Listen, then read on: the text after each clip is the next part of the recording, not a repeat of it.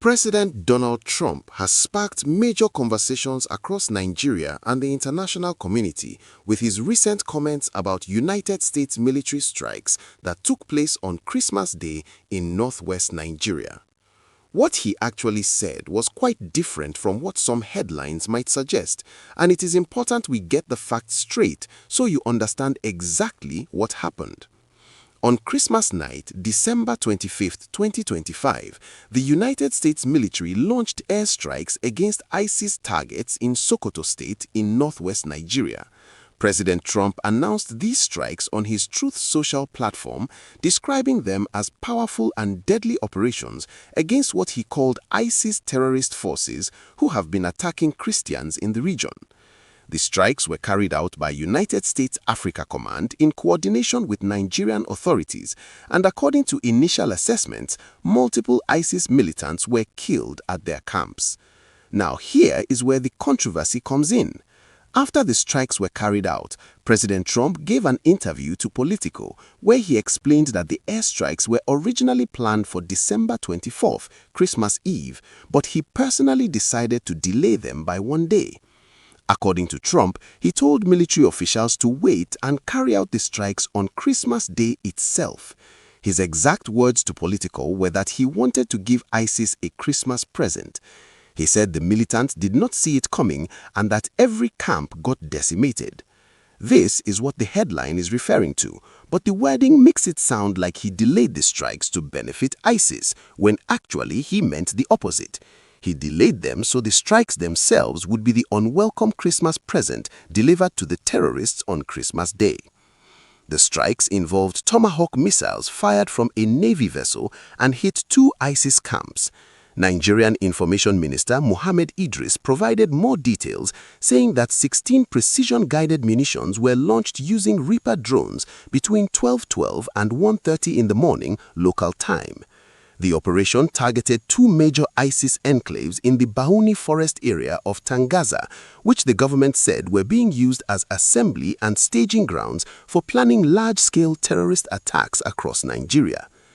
Defense Secretary Pete Hegseth, who Trump's administration refers to as the Secretary of War, posted on social media that there would be more operations to come and expressed gratitude for Nigerian government support and cooperation. The Nigerian government confirmed it had been consulted before the strikes and that President Bola Tinubu gave approval for the operation.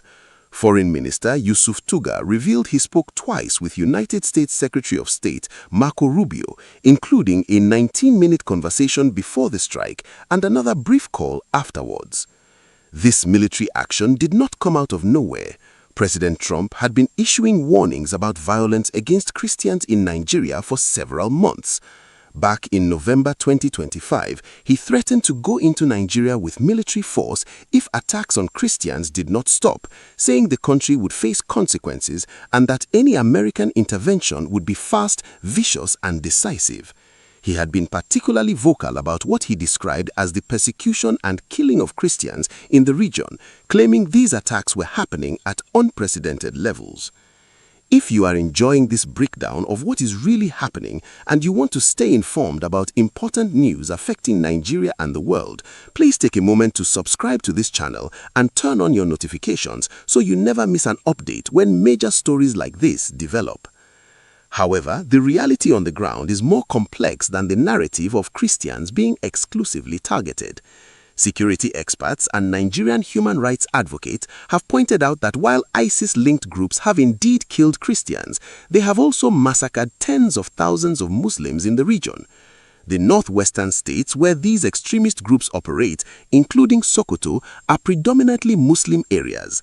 According to data from the Armed Conflict Location and Event Data Project, between January 2020 and September 2025, out of more than 20,000 civilians killed, 317 deaths were from attacks specifically targeting Christians, while 417 were from attacks targeting Muslims. The vast majority of civilian deaths were not categorized by the religious affiliation of the victims. Nigerian leaders and security analysts have been careful to emphasize that terrorism in the country affects all religious communities.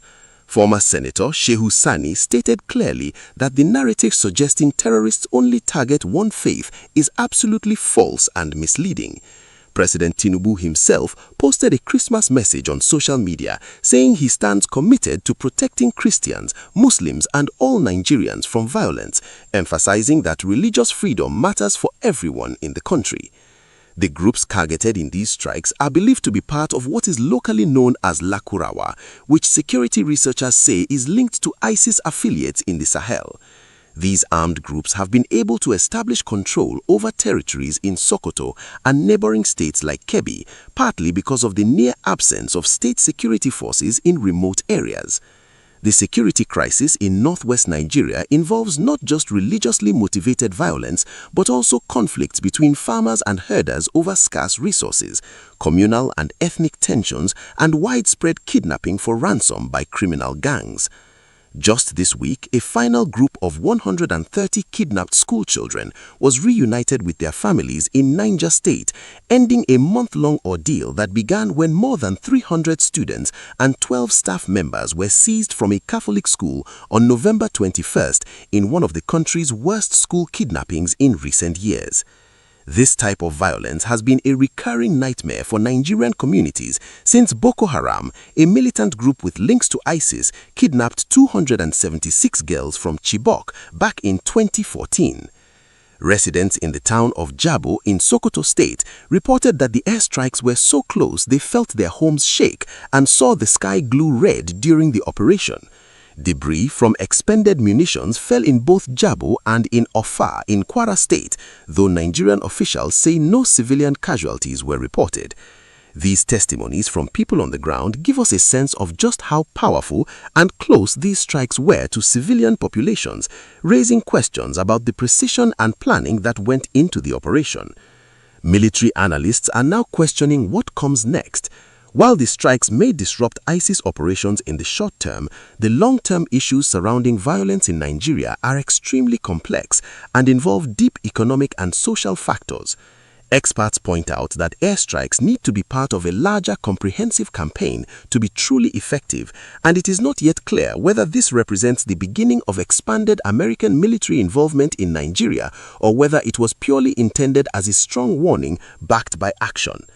The coming days and weeks will reveal whether these strikes mark the beginning of expanded American military involvement in Nigeria or whether they were primarily intended as a strong warning backed by action.